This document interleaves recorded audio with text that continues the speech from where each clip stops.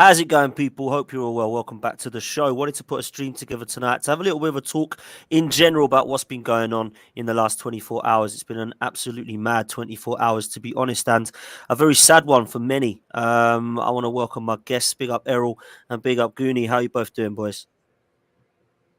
Yes, bro. Doing all right still. I'm not going to lie. Everything's gone a little bit mad, as you said. But do you know what? We're here.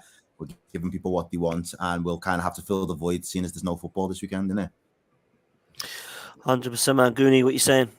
Yeah, man, I'm good. Just obviously, along with the rest of you lot, just kind of shocked about the news, but and the fact that the Premier League football's been cancelled. But I'm sure we're going to talk about that, so I'm not trying to give my opinion too early. You get me? But thanks for having me here, though. First time and that, I appreciate it.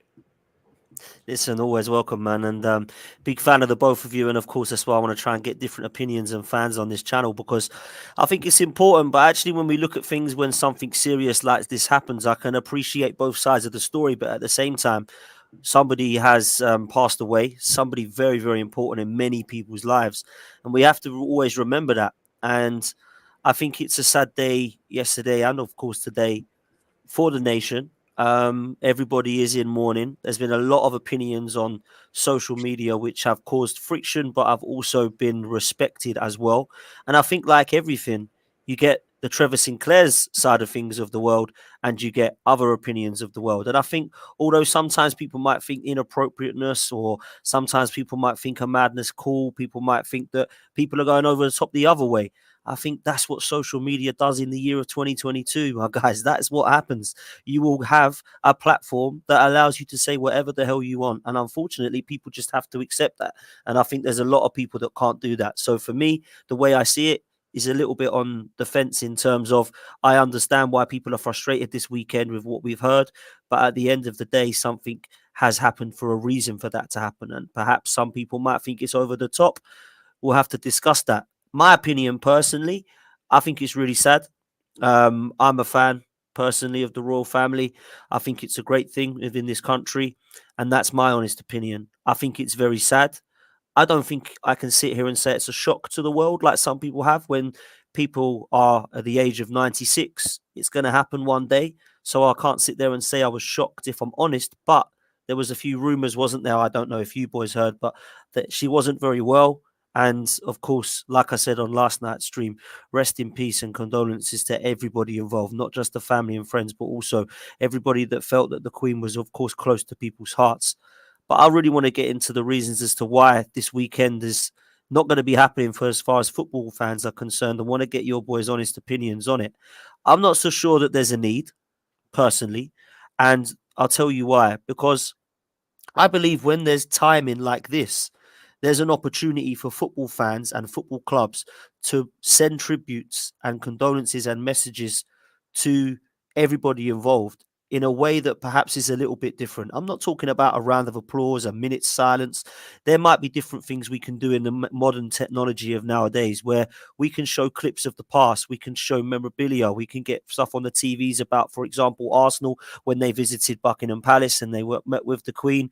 Those memories, those good memories, there's opportunities there to say a huge sort of congratulations and celebrations to what an unbelievable person that she was. So I just feel like there's that opportunity potentially missed there. Now, I'm not saying we can't do that at all at a later date, but I just don't really see that there was any necessary need to stop the football and the footballing community this weekend.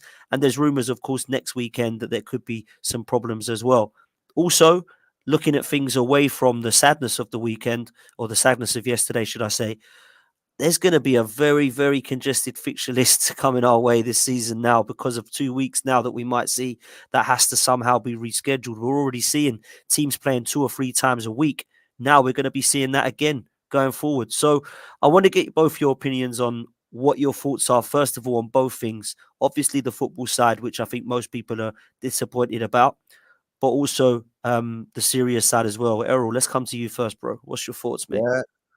Do you know what? As you said, I'm a little bit in terms of your overview and the way you broke it down. I kind of agree with a lot of what you said. If I'm completely honest with you, because I kind of resonated with at the 11th hour, when all said and done, someone who's made it to 96 years of age. If we know that they're going to pass away, how would I feel if that was my nan? I'd be gutted. I'd be wounded. You know what I mean? And from that perspective, it's like when then you look online and you see you've got the extremes either end of the spectrum of the adulation and the love and the respect that people clearly have for her, or they're just there was I'd say there was criticism, and where it is for me, that nuance of the criticism is fair, but you could almost remove the criticism because there's probably a time and a place to address a lot of those things in a very pragmatic way and explain it. But I think when you've got such a short form visual context like Twitter, where there's only so many words you can actually put in, it doesn't actually give the full breakdown and give the full context and actually educate people enough so they can actually understand the nuances of her particular role, the impact that she's had on colonialism, the impact that she's had on the Commonwealth, how, you know, the things and the impacts that she's done over, you know, spans of generations of lifetimes, to the other extreme of it where people are just going for the trolls and the quick wins and he kick people while they're down. And it was that just seemed a little bit distasteful for me. But again, I think it's everybody's personal view and reactions, and you can't really police that. That's the beauty of being able to live in a free society. And the Queens have given their you know, we're her humble servants, the opportunity to live in a free society. We're not ruled by a kind of a dictator or anything like that. So we're able to express ourselves in whichever way we feel. I just think right now there's a lot to kind of unpick in between how people are feeling, and it's going to take time. People mourn and grieve differently. I'm personally not grieving because I've got no real love for the Royals. I'm not going to lie. I'm slightly different to you in that respect, Dan. I've got no real love for them. There's not a great deal that they have done for me in my life. So I'm like, it is what it is. People do die every day. But I understand that for them, it would be sad. And if it was me in their position, I wouldn't particularly want to come on social media and get trolled and see the bullshit that comes with it.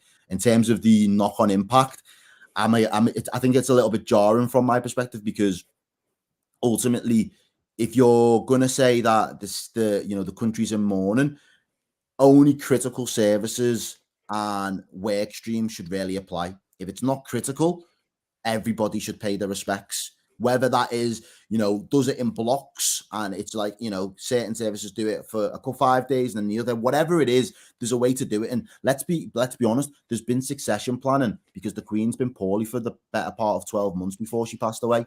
So the powers that be have clearly understood that there are ways in which these events, the days after the death, could have been handled, and why football seems to be an afterthought, but it seems to be the one to just pick apart and say, right, we can scrap that. That's the easiest one.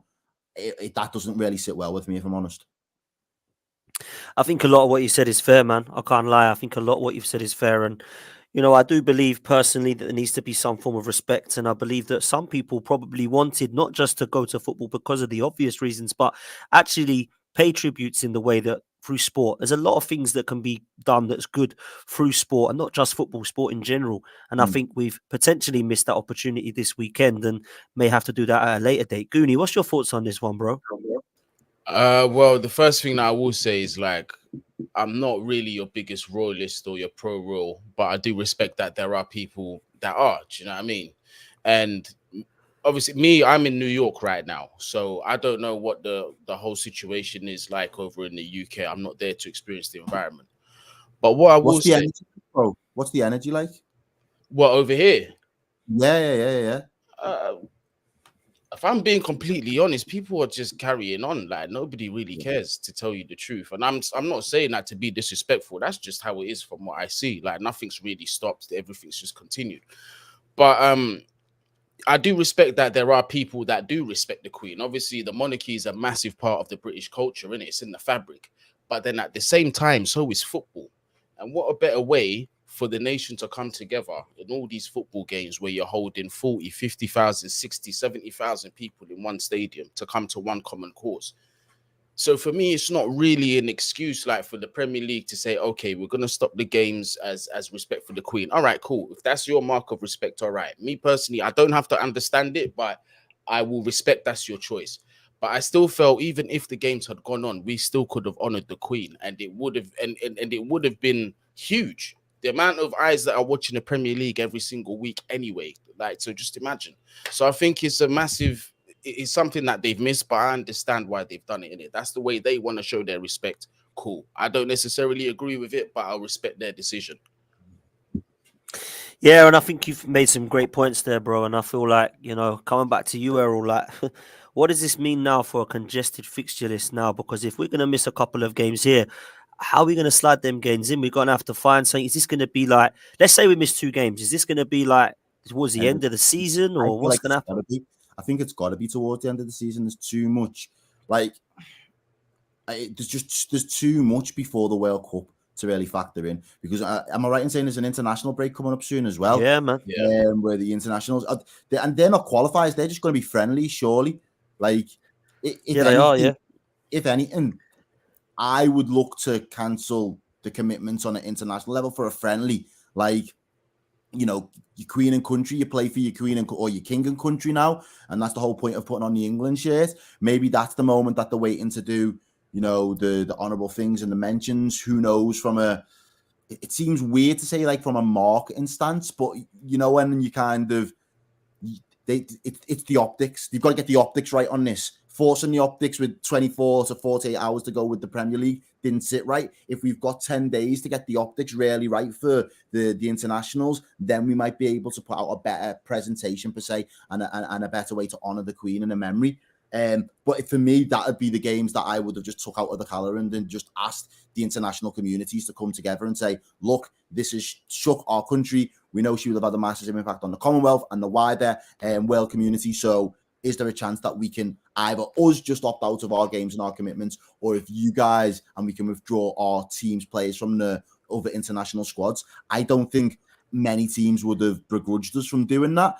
However, it's going to mean that if we can't do that now, and that's clearly not on the table, it looks like the Premier League's going to suffer. And as a result, we are going to have a congested. I say the most reasonable thing is get the World Cup out the way with, and then consider where you can factor them in based on the cup competitions and what's going on there.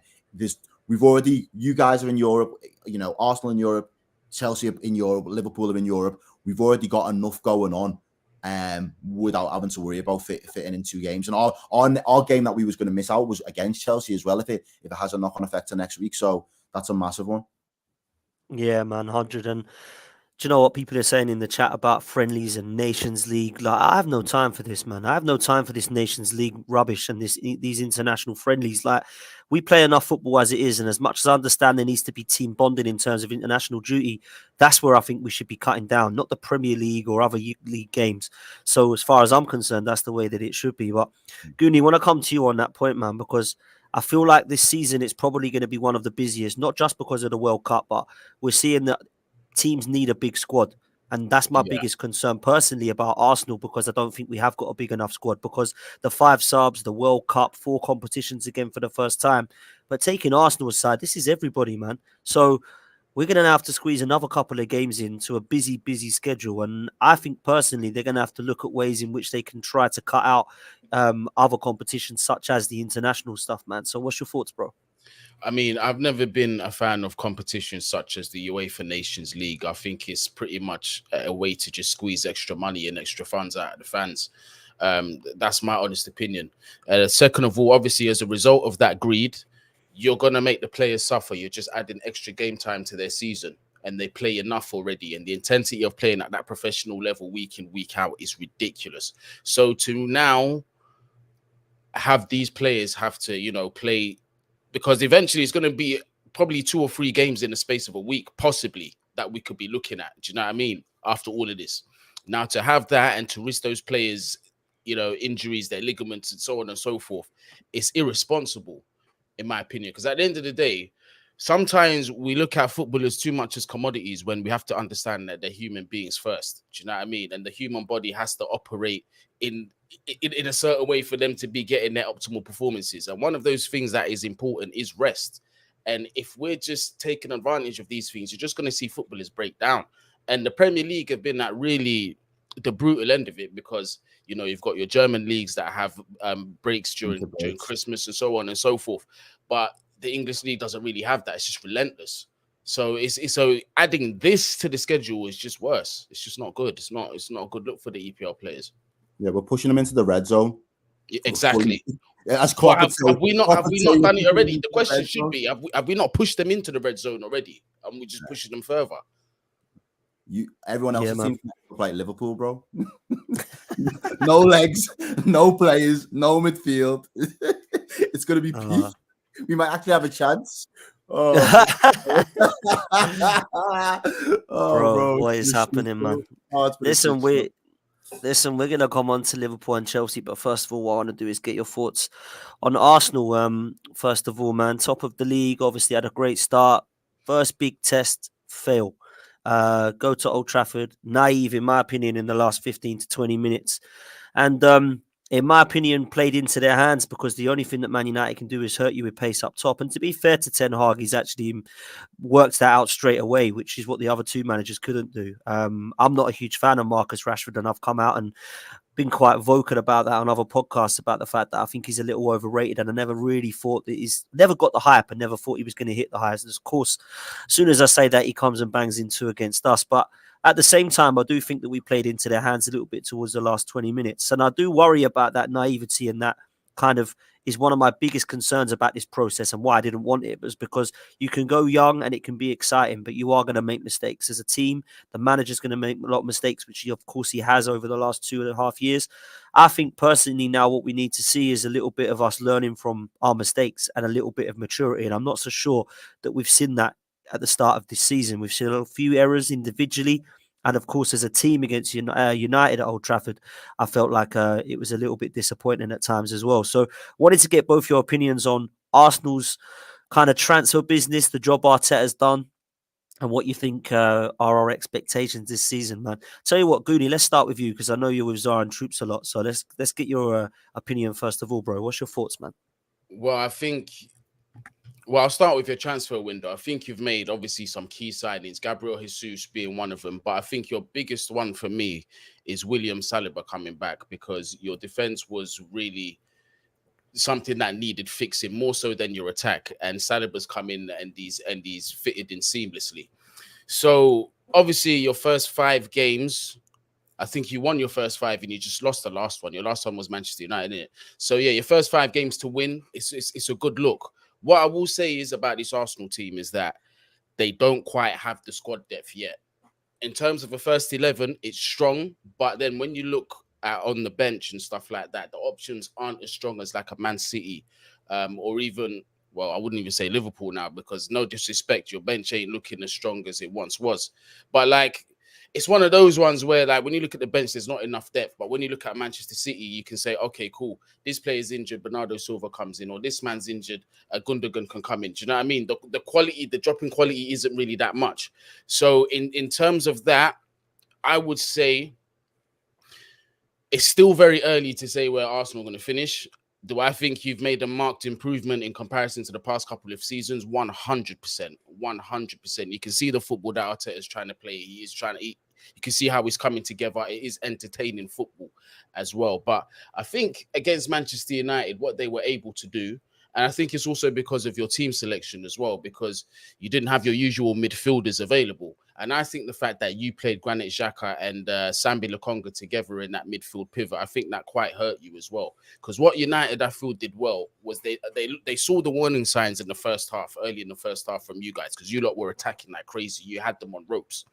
But they were able to sort of not allow you to play through the middle and kept you out wide on the wings, because they knew what. So when you did come in, they was able to stay compact to win the ball from you. But when they did, is they knew that gap between Xhaka and Lokonga was massive, because I was keeping an eye on it all game. The gap was huge. So hence why you were seeing these balls going through deep into from the Man United half, getting through their attackers, and they're just hitting you on a counter so easily. So there's a bit of naivety there. So that comes from, obviously, Lokonga doesn't have much senior experience in comparison to what a Thomas Partey would. Also, as well, I'm not entirely sure what Lokonga's actual midfield role is. Is he naturally a DM, or is he just naturally, is he a box-to-box midfielder?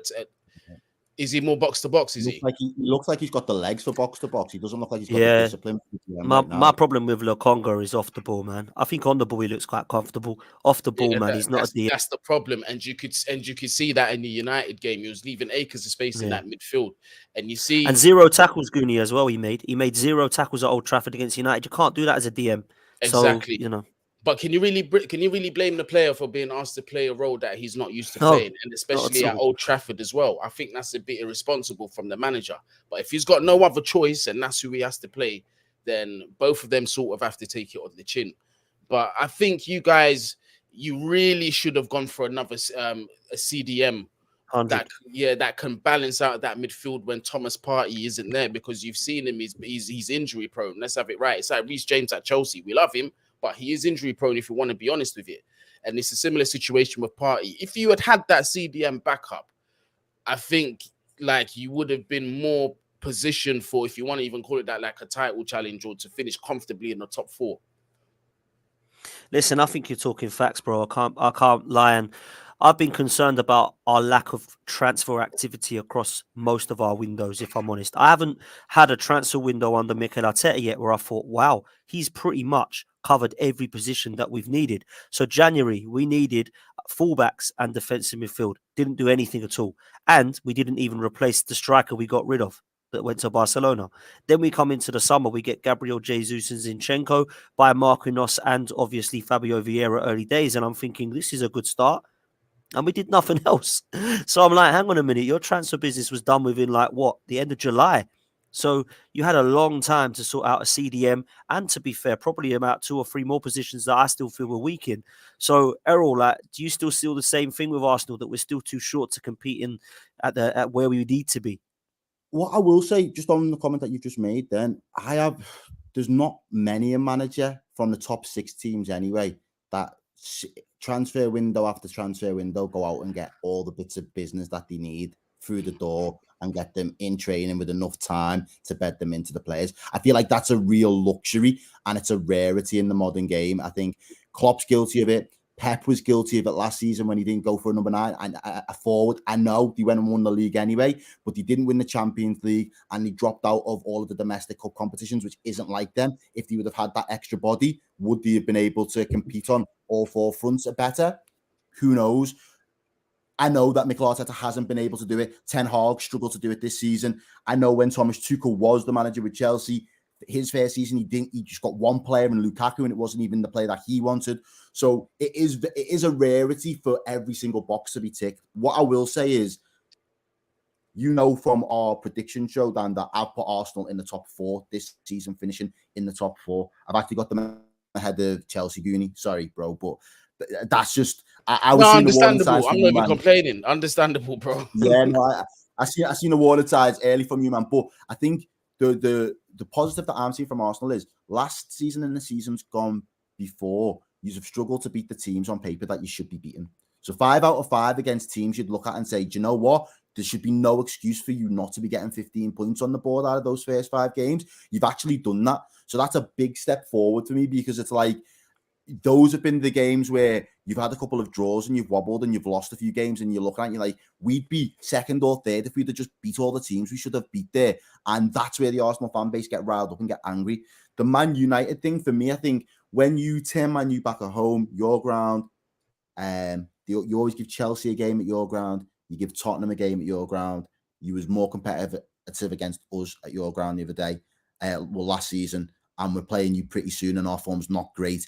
It gives me more hope that you'll be competitive against your top 4 teams, rivals this year, at least at home from the Emirates side of things. And there is more confidence in your squad that you will actually turn over the teams that you should beat.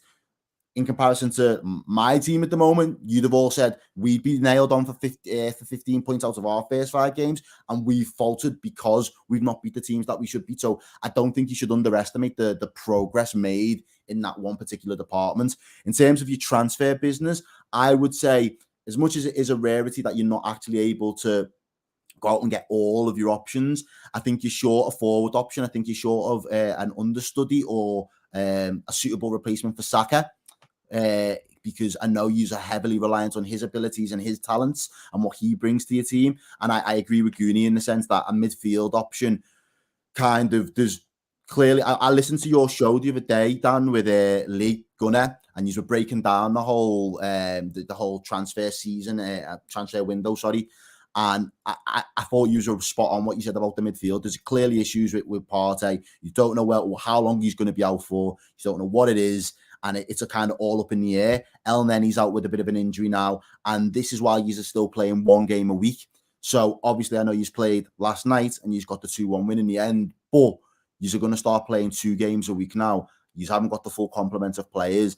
And without the depth in squad, like Goonie said, I think that'll probably be the one area where Mikel Arteta either needs to make a bold decision early to put his eggs into a particular basket and double down on it, or he has to manage his squad, manage his minutes, and he has to get a lot of luck if he does that, because we've done that from a Liverpool perspective a couple of times, and we've rode our luck, and when it works, you're flying, and you know everything's going in your favour, and it really works well. But when you're up against it, and you've got other teams breathing down your neck, as soon as one piece of the jigsaw starts to crumble, the whole house of cards tends to fall. So I think there's a lot more positives for Arsenal right now than 12 months ago, and I think he's got a good foundation to build on for this season, if I'm being honest.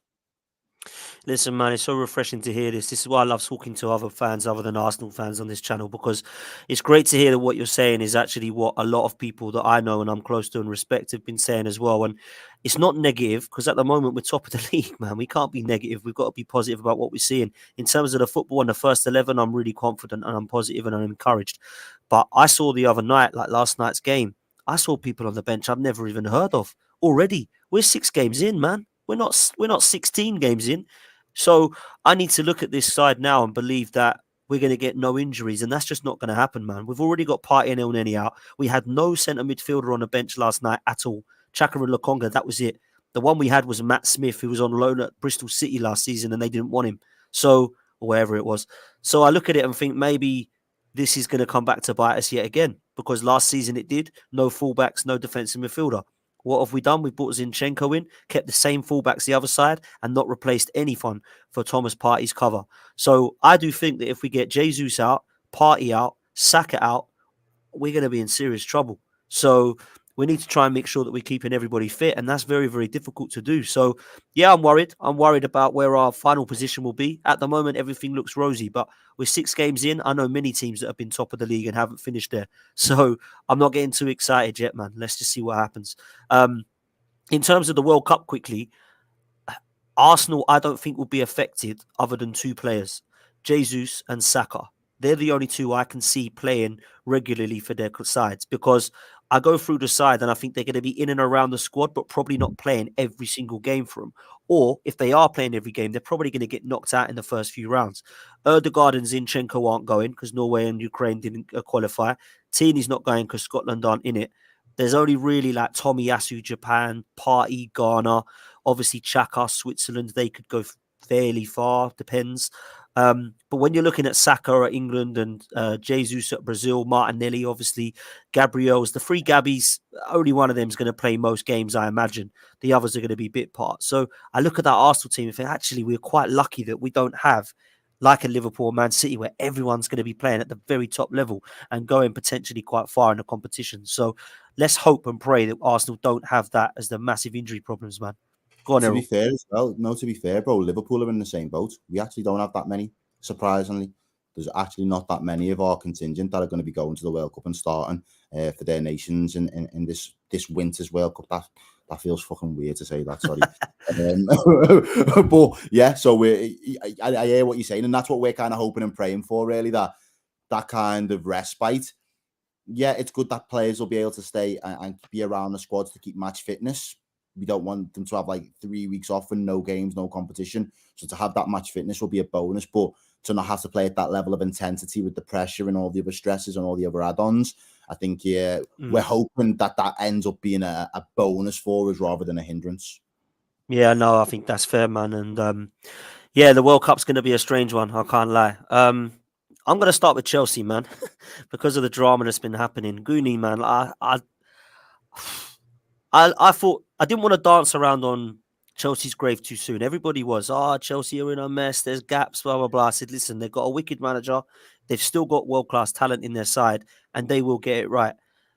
But I was so shocked, bro. I was so shocked that they got rid of Tuchel. Something's gone wrong there for me, man. I was so surprised. So I want to get your thoughts on that, and then we'll come into the Graham Potter thing, man. What's going on at Chelsea, brother? And why has it not worked at the start of this season, man? Well, your, to answer your first question about Tuchel, I'll say this.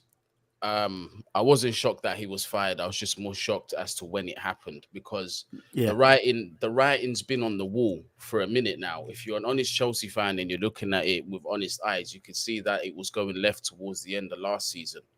Do you know what I mean? And that, for me, on the pitch, it came down to the players down in tools on the manager. Something had broken down in terms of relationship between managers and the manager and the players. I don't know if it's the continual playing players out of position, obviously, all the brand of football that was being played, the results. All of these were probably a factor as to why this was happening. But you could see Chelsea, me as a Chelsea fan, you're going into games where you should feel in the back of your mind, yeah, do you know what? We're coming out with 3 points. Every single game that we go into now, I have zero confidence. The last game that Thomas Tuchel managed against Dynamo Zagreb, I had zero confidence going into that whatsoever. Usually I should be going in there thinking 3-4 nils or whatever, or not even knowing the state of the team or whatever. But that's what I expect from Chelsea. But now it's gotten to a point where we're skeptical about everything. Hunt for the top four as well. It wasn't looking too good. Again, going back to the Champions League, losing our opening game to a team that we should be beating, it's not looking good. Getting embarrassed by lower teams like Leeds, Southampton. No disrespect to them, but these are teams that we should be beating. So clearly something's wrong there. Can I ask a question there as well, bro? Yeah. Was you looking, so when you saying the writing was on the wall, or you were seeing the warning signs from the back end of last season, which I think is a fair reflection, was you looking at that though through the eyes of being a Chelsea fan with the ownership of Roman and how he's been trigger happy when form's dipped? Or was you a Chelsea fan that was like, I want us to have a manager that now gets to build a squad in his image, and we're gonna back the manager over a trigger happy ownership? If that makes sense, do you get what I'm saying? I'll tell you. All right, so I'll tell you something that will kind of explain my way of thinking. So, I know obviously owners and managers, they're not related, two separate roles, but there were two managers that I had an attachment to: Jose Mourinho and Carlo Ancelotti. I learned my lesson at Chelsea Football Club to have zero attachments to no managers whatsoever, and in turn, the same thing happened with the ownership. So Chelsea, for me, I support this. I don't support what's on the back of the shirt because, well, I do, but like what's at the back of the shirt will eventually leave your club. This is what remains. Do you know what I mean? So in terms of that, I don't look at things from that perspective. I look at purely the football that's being played on the pitch and how the manager is getting a tune out of these players. Now, there were certain red flags that were coming from Thomas Tuchel for me, where I was saying, why are you not addressing this? Case in point, the CDM situation. You could see that Jorginho is not good enough. You can still see to this day he is not good enough to be at the base of a midfield that you're expecting to be competing at all fronts. That he's just not.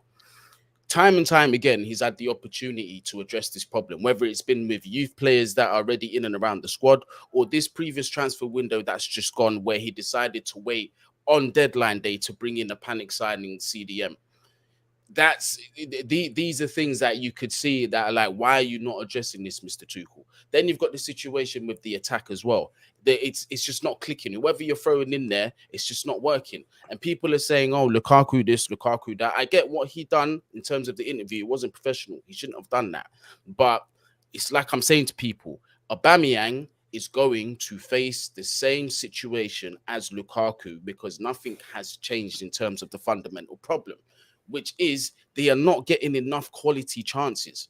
They're not getting enough quality chances in this Chelsea club. When we create chances, they come few and far between. So we might create one on the 12th minute and not another one until the 56th minute, and so on and so forth. So how do you expect a striker to be feeding off these opportunities? So it's these little footballing things that you're starting to see. And you're like, is he really up for the job? But then at the same time, I've got to respect what he's done, what he did when he came into a squad that he inherited full from 5-6 different managers, was able to win the Champions League, something nobody expected. Did get top four with this team as well, and it's looking like it's a bit of an achievement. But you can't deny that it was starting to go left, and it was going left very quickly. If you understood what, if you were reading what I was reading from, like your Matt Laws and your David Ornsteins, you can see that it was going left very quickly, and the relationship between the board and the manager was just starting to break down. So that's why I say the writing's on the wall. So in terms of looking at it from like Roman Abramovich's eyes or whoever, I don't have an attachment to any of the owners or any of the managers. I just try and look as objectively as possible. Yeah, man. I think that's a good way to be, man, as well. Like support the badge and then everyone else will come and go. I feel personally like 18 months, in my opinion, where he's either won every competition he's entered or he's got to the final of every competition. And we can't ignore that fact. Thomas Tuchel's a good manager. But I would say in the last 6 to 8 months, something's broken down at Chelsea. And I don't know if that's to do with the ongoings of what's happened with Roman. Some of that probably has something to do with it. But like you say, I think those players, there's no telepathy or connect anymore with what Thomas Tuchel's trying to do. And having said that, I've been really puzzled by some of his weird team selections and out of position players. Like Conor Gallagher doesn't play in a double pivot for me. Ruben Loftus-Cheek, I see him playing all over the place, like at right wing back and God knows what. I believe there's players that are underperforming at Chelsea that keep getting into the side. Mason Mount, Kai Havertz. They need to be doing a lot more for me. So there has been some problems with Thomas Tuchel, in my opinion, 100%. I still feel that he's a good manager and I think he'll do fine and go over to Germany and be fine again, as he always is. But I have to bring in you, Errol, in terms of two things here, because I think Graham Potter is a great appointment. Some people are saying, no, it's like David Moyes. Someone said in the chat, no, it ain't going to happen. He's not ready. Of course, it's a risk. It's a completely different thing, yeah? Managing Chelsea is different to managing Brighton. Let's have it right. However, this guy deserves a chance because why? He's built up his trade. He's learned his trade. He's done it at Ostersunds. He's done it at Brighton. He's done it at Swansea. And I think personally, he was working miracles at Brighton, Graham Potter. How the hell he was losing his best players every single season and replacing them. Yeah, the club's run well and the recruitment's been top-notch at times. But he's sold Bissouma. He's sold Kukurea. He's sold Ben White. He's sold Neil Maupay. All of these players that, let's be honest, I didn't know much about until they come to Brighton anyway. And when they've gone, he's just replaced them. So I think what he does is work with what he's got. And this time, he's got a very good squad if he wants it to be. So a couple of questions for you there, Errol, in terms of your thoughts about where Chelsea are going now. To be honest with you, I think the Graham Potter thing, I think he's a good manager. I'll say that. I do think he's a good manager, and I'll give him his props and his flowers for the work he's done with Brighton. Going to Chelsea, it's a different beast and it's a different animal. I think what Goonie said there is very poignant in the fact that it's the badge. You know, the players, the ownerships, the managers, they'll come and go. Chelsea, like most clubs in this day and age now, have got that way of trading, have got that way of operating as a business. The thing about Potter, for me, from an appointment standpoint, it's got to be one of two things, and he's going to ultimately be one of two things. He's either going to be not like Moyes, but more like in the mold of Brendan Rodgers for Liverpool. He's going to be someone that's got his own ideas. He's going to work with the team. He'll try and build and implement, and he'll push that team further on in terms of the direction that they're going to go from week to week consistency in the Premier League. But the European competitions might suffer as a consequence. The add-on to that is this might be where new ownership are coming in with a new blueprint to say, we're going to give this man the time and the opportunity to have a few rocky patches, because you can't go to having managers that win you titles, win you Champions Leagues, and then ultimately have a shaky 6 months and axe them if you're going to go to the next man who hasn't got the same level of credentials under his belt and axe him for having his first ever rocky period. You've got to be able to stick with him and say, we're going to ride or die with you on this one for a little bit, and we're going to see it out with you because you've got a blueprint, you've got a plan. And sorry to rob an Arsenal phrase, but you might have a project youth, whatever it might be. You might have to have that, and we need to see it through to be implemented, because that's what we're investing in. We're not investing in instant success. We've got to delay the gratification right now, and we're going to allow you to build to something. What that something is, what those objectives are yet to be seen. I know he's only had one training session yet, so he hasn't even done a press conference, as far as I'm aware. So I think from that perspective, it's going to be a really interesting dynamic because Chelsea fans are going to have to, in some senses, adjust their expectations or now manage their expectations from this man and give him a little bit of leeway, which I think, given the fact that they was made quite a, it seemed at first like a knee-jerk reaction to do it at this point in time. As Goonie said, the timing of it just seemed a little bit weird. But if they're going to do it, they've been clinical. They said, we're going to do it right here, right now. We're going to be ruthless. We've got plenty of the season to save. The most logical thing for me to think in that sense now is Premier League top 4 needs to be nailed on. My only other concern for him is the players that he got, aside from Cucurella, who's already played with or he worked with and coached, the players that had been bought now, are they going to be the players that he wants to use? Brighton did so well because of the recruitment team there. Who is he bringing with him to do the job?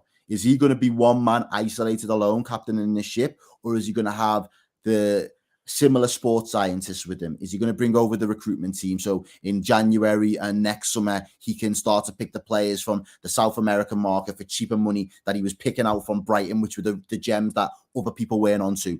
These are the kind of the finer details that are either really going to strengthen his tenure or really leave him isolated and out there standing in the cold. Because if he's left working with players that he didn't bring in, that haven't got the buy-in from him, that he doesn't necessarily trust, and he doesn't know how to deploy in their best positions to get the most out of them, he'll be like any other manager. We've seen it happen, and Chelsea Football Club have seen it happen to managers that we would have given world-class manager seal of approval for, the likes of Conte's in the past. Do you know what I mean? The likes of Ancelotti's in the past, the Mourinho's. They've had that world-class stamp of approval, but when they've not worked with the players that they've wanted or not got the players that they've wanted, shit's gone left real quick and they've gone as a result. So it's definitely going to be an interesting season for Chelsea now. I think there's optimism because I think a lot of Chelsea fans have become a little bit numb to this whole Thomas Tuchel ball and the way that things were going. Last season, January time, there was loads of comparisons to Klopp, put respect on his name. He's the second best manager in the Prem. And I thought all that was a little bit premature, if I'm honest. I think with Chelsea Football Club operating in the same sort of way, that's one message that's come down from the new owners is we was ruthless in our previous ownership and will continue to be ruthless.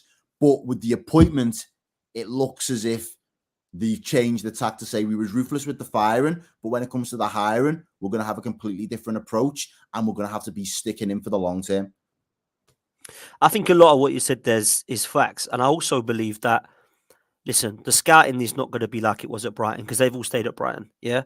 What I will say though is although Graham Potter hasn't worked with a lot of these players, the players he's coming into have all definitely turned it on in the Premier League before. Whether they've played for Chelsea and done it like Sterling, Aubameyang, Fofana, they all did it at Arsenal, City and Chelsea and Leicester though. So if he can get the quality in that we've seen from those three players, just for example, fitted into the players that are already doing it at Chelsea and the quality players at Chelsea, like the Reece Jameses. I know N'Golo Kante, people are saying he's in the decline of his years as a footballer, but let's be honest, the guy's absolutely been superb. Kovacic is always a very reliable figure. I think Thiago Silva's been a fantastic signing for Chelsea. I think Koulibaly as well will come good. It's just the fact that at the moment there's been some good games and some bad games. And to be fair, I had question marks over Koulibaly. A lot of people took the mick when I said that, but I had question marks over his suitability to the league. But I think he's answered some of those critics in the first few games. Aubameyang's definitely a goal scorer. Sterling likewise creates and goal and scores. This isn't a shambles team that Graham Potter's taken over. I think what the risk will be is whether he can actually deal with some of those egos. So I want to put that question to you, Goonie. What's your thoughts on Graham Potter looking at the likes of Sterling, Aubameyang, Thiago Silva, Fofana, Koulibaly? Some of these heads are big players, bro. Yeah, and this is his first experience dealing with them because I believe up until this point, the biggest player that he's actually worked with in terms of accolades is Danny Welbeck. So yeah. Adam Lallana, put some respect on Adam Lallana. I forgot about Lallana as well. So those two are in that kind of category. So the jump from going from there to like an N'Golo Kante, who's like, although he's not really the best example because in terms of like he's a humble brother. Do you know what I mean? But somebody else who's got a bit of ego, he might have been a bit challenging with. But like, even still, you've got Champions League winners in this team. You've got players that are always being told, your aim is to compete for the major honors. That's what it is at Chelsea Football Club. So for him to step in and sort of sell his football to them is what's going to be the main challenge. Now, in the last question, I kind of focused a lot on Thomas Tuchel and the sacking. I didn't really give you my opinion on what I thought about Graham Potter. I do think he's a very good signing. I'm a huge fan of the manager, but it's like both of you said, the key term that Chelsea fans and the board need to understand that this is a long-term project. And I say that to say this is that even if we fall out of, the Champions League positions or even the Europa League positions this season or whatever, we have to sit here and take it on the chin because essentially this is a rebuild. Facts. Now, what I will say is in terms of the transition from a footballing standpoint between Brighton and Chelsea is that I'm looking at both manager styles. Both of them are both possession-based managers. They both like to play with a back five or a back three, whatever you call it. And they both play in a system where they have, when we're in attack, you have three at the back and you'll have two in front of the defense. And that's something that is what Graham Potter uses, and I've seen Thomas Tuchel use it several times. Although Thomas Tuchel is more of an in-game tactic changing kind of manager, you can play back four, back five, whatever with him at any point in the game with Thomas Tuchel. But the similarities are there. The squad that we have obviously has been geared to work in a back five. You can see is very defender heavy, bottom heavy rather than top heavy. So hopefully that transition is not going to be too difficult and we might start to see the fruits of his football sooner rather than later. But still, like, my expectation for this season, even with him coming in, is don't expect anything. That's it. That's where I stand. Just don't expect anything. See where this season ends and see how we build on from summer onwards next year. You know what I mean? Goonie, you've probably not had a lot of time to think about this one, but I just want to throw it out there. Do you think with the pause or the postponement of the games over them potentially for 2 weeks, do you think that's going to have a knock-on effect to your new manager bounce?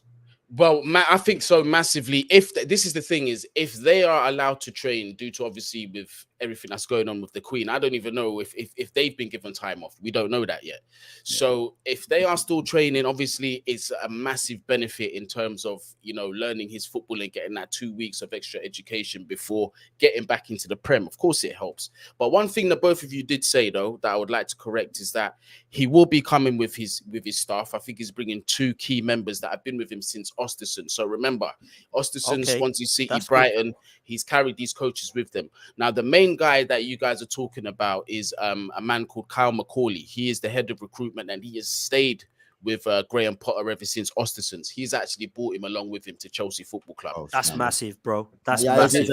You'd think so, Dan, but this is what my concern is that Todd Bowley has been screaming about a director of football for the longest. And I'm not too sure whether Kyle has worked under a director of football at Brighton or not. Because if that's the case, obviously, the DOF has his own ideas. But then this Kyle guy who's the head of recruitment and is basically Graham Potter's right-hand man has his own. So it's going to be interesting to see how they're going to work. I just hope that dynamic works. Man, that could be massive, because one thing I will say about Graham Potter, wherever he's gone, is he's always managed to do well with the players he's got. And people sometimes think that, he's just doing the best with the crap players. Actually, some of those players were great that he brought in. So, like even the players replaced now, like Mwepu looks like a really good defensive midfielder. Caicedo as well looks really good. Basuma's gone, they've come in. They've signed that left back from Villarreal, which I can't remember his name, to replace Cucurella. He looks good. I think it is. There we go. So I'm a fan. I'm a massive fan. And, let me ask you both this. Take Pep and Klopp out of the equation. You've got Conte, world-class elite, yeah? Tuchel's now gone. Who's the next best manager for you in the Premier League? Because I'm putting Graham Potter, man. I'm saying it's Graham Potter. After that, in the Premier League, I think he's better than Brendan Rodgers. I think he's better than David Moyes. From what I've seen, I think Graham Potter has worked miracles in comparison to that. He's in his prime, and he's the form manager. You see, like the David Moyes, he's been around for time, but you're starting to move to like that Sam Allardyce era of his career. And Brendan Rodgers has gone stale, so he's no longer the flashy new toy. I get what you're saying, bro. It's a hard one. I think he's definitely up there. He's definitely the form guy, and he's he's the hot prospect. Is it Nagelsmann for? Is it he's Bayern's manager? Isn't he? Nagelsmann from Bayern, yeah. It's like he's like the British equivalent to that in terms of you've had these other great managers over the last couple of years go overseas and Tuchel and Klopp doing something, and then step up Nagelsmann, and he's become the real hot property. I think it's quite very similar to that in that respect. Yeah, man. I personally, Goonie, I think it's a great appointment. And some people would say, "Oh, Poch would have been better," or Zidane would have been better, and all that. Look, for me, man, Potter's go into the fire. You need someone to calm all that, not add any more tension to it. Yeah, agreed. Yeah, and Do you think that, Goonie? No, absolutely. I'm just tired of the short-term approach because look, it might win you trophies in the short term, which is obviously that's what you play football for. But then eventually you come into the conundrum which we're in is now you've got a squad full of players from 5 or 6 different managers. You've got a pick and mix. Do you know what I mean? So they don't complement each other on the pitch sometimes. So the style is a bit left because now you've got this manager from Conte who plays a different type of football to Frank Lampard, and this player from Frank Lampard who plays a different kind of football to Thomas Tuchel, and so on and so forth. Yeah, so it's all a bit of a mix-up. So to actually have a manager to come in and say, listen, long-term project, it's good for me because essentially it's a restart button. That's how I see it. It's a restart button for us to continue to get the fodder out and to bring in players who not only are going to fit what the manager's philosophy is, but if anything does happen with the manager in the next 18 or 24 months, that the next manager that has to come in doesn't have to worry about this mix and match of different styles. They at least have a cohesive team that plays a similar way of football.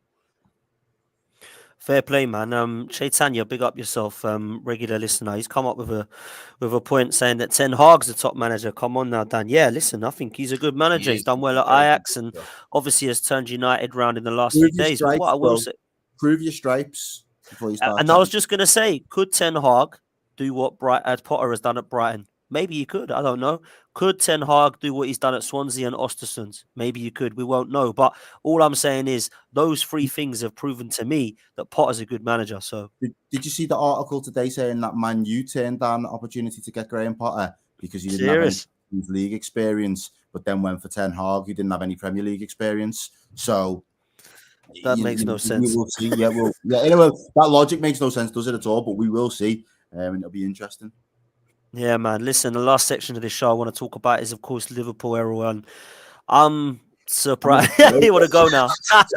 That's my cue to dip, boys. It's been fun, Bro, listen, I'm telling you now, like, you come on there a few weeks ago and said you thought you were going to be up for the league. You thought Man City might have struggled with the difference of the signings in terms of Sterling and Jesus and all of this leaving. But man, Haaland's done exactly what I thought he'd do. Kill the league, man. He's just absolutely devastating. 10 goals already. It's just madness what that guy does. And he's horrible to play against, man. So I think City are going to wrap this league up, and I stand by that. But when it comes to Liverpool at the moment, I want to put something to you, Errol. I don't know if you agree with this or not, bro, right? But I said this a couple of years ago. I said 2 of Liverpool's best and most underrated players are Gini Wijnaldum and Joel Matip, right? So when I don't see them 2 in the side, Liverpool don't quite look as good. They still look quality, don't get me wrong, because you've got a wicked side. But when I've not seen either of those in the team, they've not quite been replaced for me. Joe Gomez is not Matip. And for me, I like your midfield when, of course, it's Fabinho, Thiago, and Hedson. When I don't see one of those in there, I'm not sure I see a Gini Wijnaldum.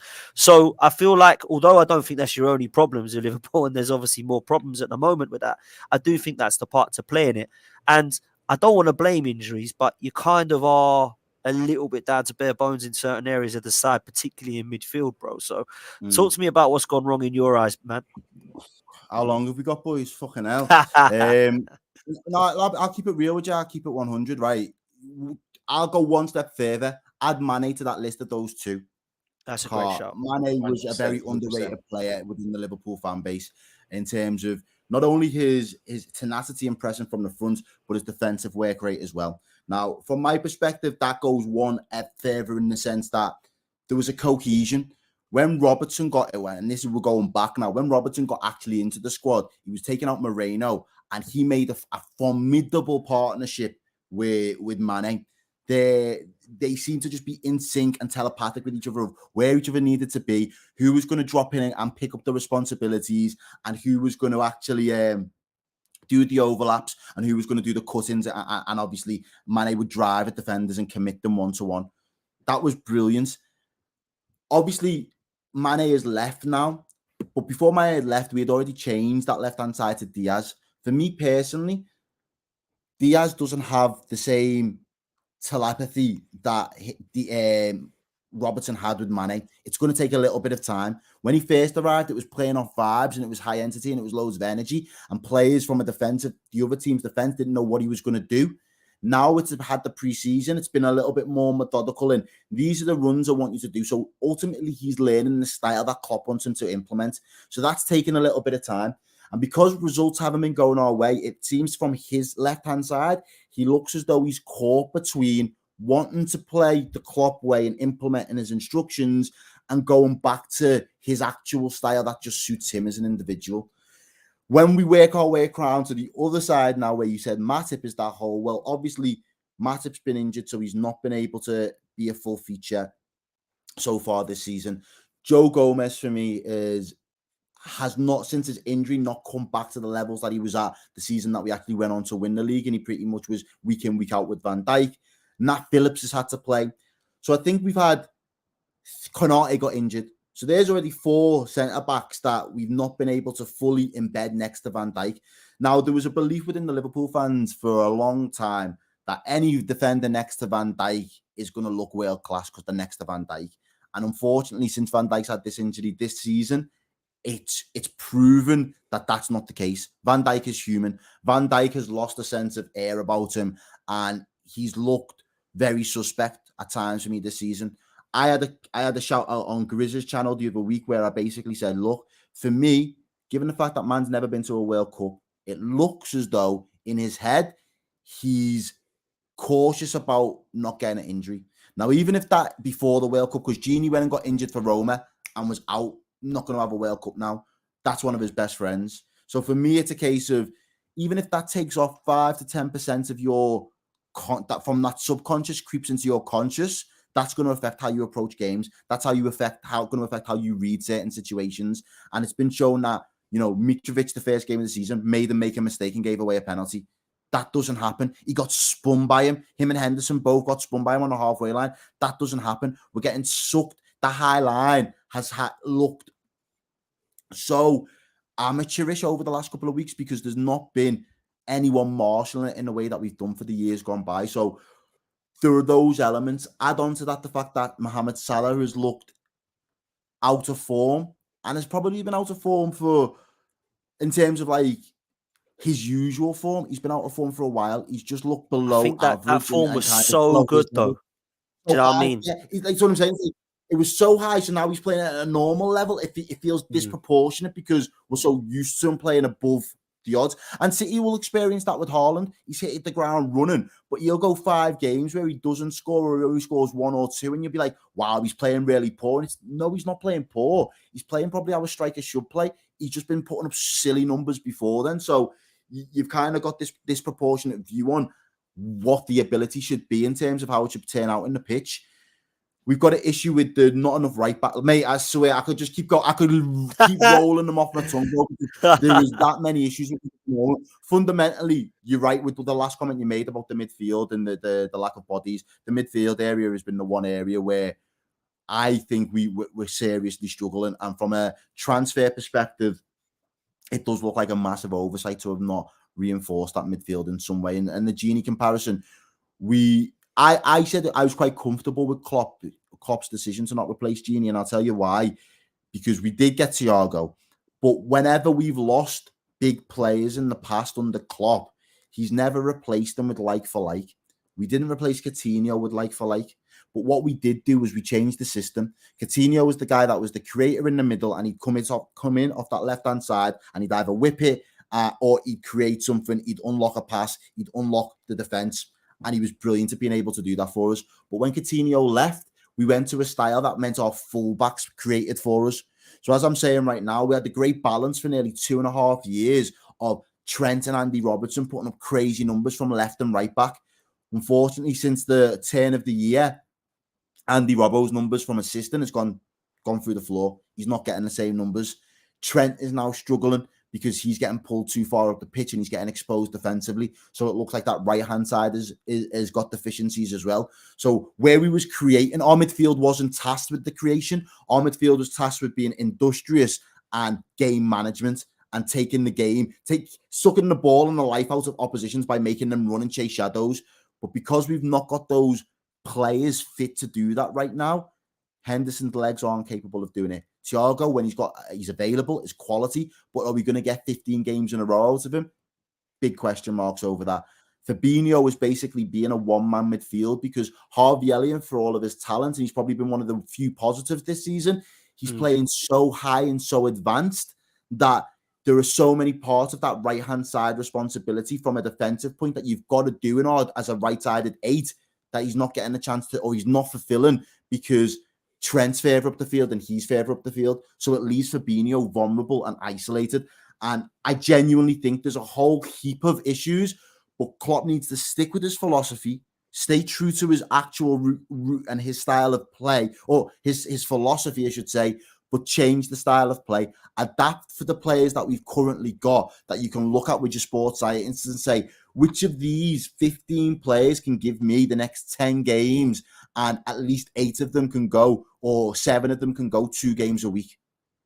Because they're the ones I'm going to need to use. So I need to find a style that's going to suit them for the interim. And I need to work on that and double down on it to steady the ship. We need to steady the ship before we can look to start working our way up the table. And that's sad to say because I did have high hopes this season. Dan, you know me, I came on the channel. I stuck my chest out. I put my neck on the line. I said, we'll finish first. And to be honest, a lot of Liverpool fans have resigned to the fact that we'll be lucky to finish 4th. I think we will rescue the season. The World Cup will hopefully give us some respite, but there is a lot of work to do within the Liverpool camp at the minute, and it doesn't make for pretty viewing, I'll be honest with you, mate.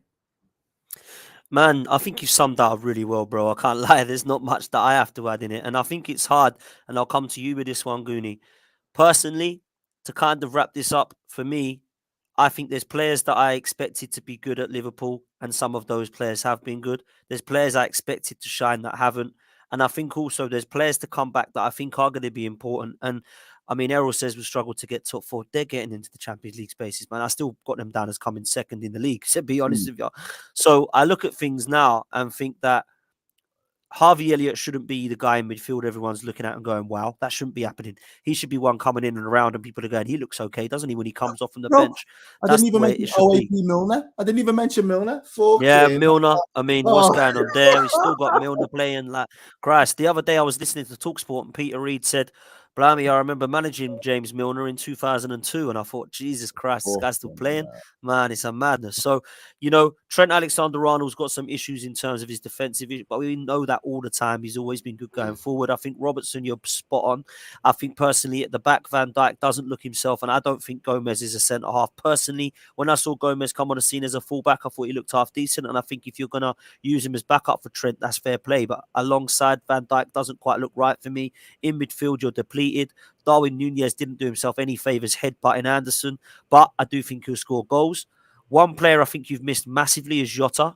I think he's a Klopp player. I think he definitely improves you going forward, and I think he's a well underrated player. So I'd be interested now that he's come back, and I think you're bang on in terms of Mane.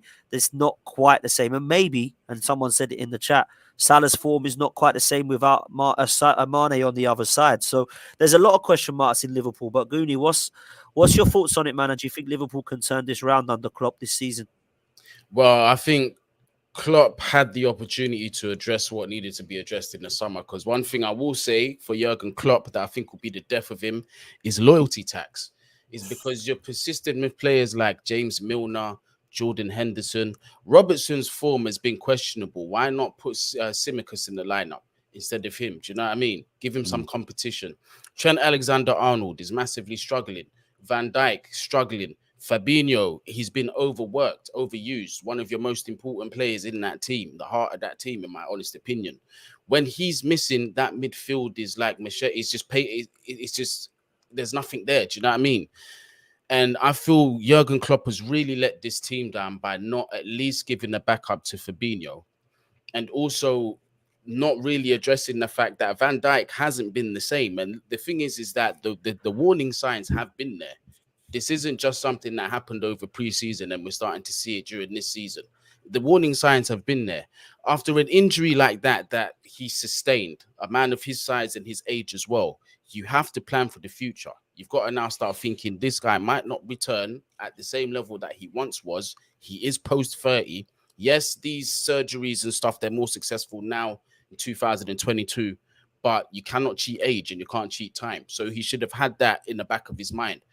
I just feel that in terms of recruitment, he's let the team down massively. But I don't know whether that is down to Jurgen Klopp or whether that's down to FSG not wanting to provide finances for Klopp to do what's necessary. In terms of Liverpool finishing top 4 and how I think they'll do, I think they'll get it. And I think they're more likely to get it more than we are. 100%, I'll say that. But it's something that does need to be addressed soon in terms of your recruitment. You've got to do something soon because your squad is starting to thin out. Well, he was waiting for Jude Bellingham, weren't he? And like that was never happening. Dortmund were never selling Haaland. Yeah, and this is a similar. Yeah, this is the similar situation I had with Thomas Tuchel because it was a thing where it kept coming out. He said, "Oh, Tuchel wants Declan Rice or nobody. Declan Rice or nobody." Well, I didn't agree with that notion because like that area of the pitch needed to be addressed immediately. Similar situation to what you are. So I get you. So this talk about Jude Bellingham, even if you did sign him and he's coming in next summer, what's it doing for you now? Because we're in a situation in the Premier League where, let's have it right, there's no guarantee of top 4 for anybody. And one minor detail can cost you that top 4. And you never know. It might be... How many points has it been for like the last 3 seasons for top 4? Because I know even the season where we had our defence depleted, we was close to not getting it, and then we finished third on the last day just because Chelsea got a bum result. I know the season afterwards it was close between Arsenal and was it Spurs? Mm-hmm. And I think Spurs. So like, there's been a couple seasons where it's only been within 1 point. So you're 100% right, bro. 100%. Yeah, man, it's going to be a tight one, man, as well, this top 4 stuff. But you, man, are talking like Arsenal are going to get in it, and I'm still not 100% confident that's going to happen, man. So dark horses, bro. I'm telling you, dark horses. But that's what I said about Arteta. If he doubles down on his efforts for the Prem, I think he could get it. If he starts trying to like weigh up and try and play it all, I think that's where you might get into trouble because you haven't got the legs for it. But just have to wait and see, man. We'll have to wait and see. Let's quickly to wrap up then, because I've got a question for you after this as well. Just quickly, where you think the 3 of us are going to finish will be interesting for me, man. Goonie, I'll come to you first, man. Chelsea, Liverpool, Arsenal. Looking at it now, man, because it might have changed from the start of the season. What's your thoughts on league position for us 3, mate? All right. Well, I'm going to start with you 2 first. I think Liverpool do get top 4, but I think you get 4th. Okay, you just get in. I think Arsenal might finish 3rd. I think Tottenham will finish 2nd. Chelsea, we're going to finish either 5th or 6th because I don't want to write off Manchester United. I want to respect so far what they've done in terms of Ten Hag. I know there's a lot more to come. But I'm saying that because we're very much in an unknown element right now. We've just ditched the manager after a whole transfer window. I don't know what's coming. So I'm really taking a shot in the dark here, but I can only go by previous form of my own team. And the previous form tells me that we are not contending for the top 4. So that's my honest opinion. Man, that's so close, isn't it? It's unbelievable what we're seeing. It really is, man. Because at the start of the season, I had City to win it. I had Liverpool 2nd, Tottenham coming 3rd, Chelsea coming 4th, Arsenal 5th, and Manchester United 6th. The only thing I can see potentially changing from that now is that maybe Arsenal and Chelsea could switch places if things go the way that people are expecting it to. But that's going to be really tight. And at the moment, Liverpool and Spurs could even switch places because they're not even playing well. Tottenham and Conte just knows how to win games. So as much as I do think that Man City will smash it and easily walk the league, it could be Spurs that are the ones that are getting in and around that 2nd place alongside Liverpool, who I think will pick up their form. And then it's going to be a fight out between Arsenal, Chelsea and United for that top 4. That's the way I'm seeing things now. And it's only changed slightly. So, Errol, what's your thoughts, bro? The most strenuous thing about all of that is what you don't. You rather be in a title race with City, even if they're going to go on to eventually win it, than be dragged into a top 4 race with 4 teams.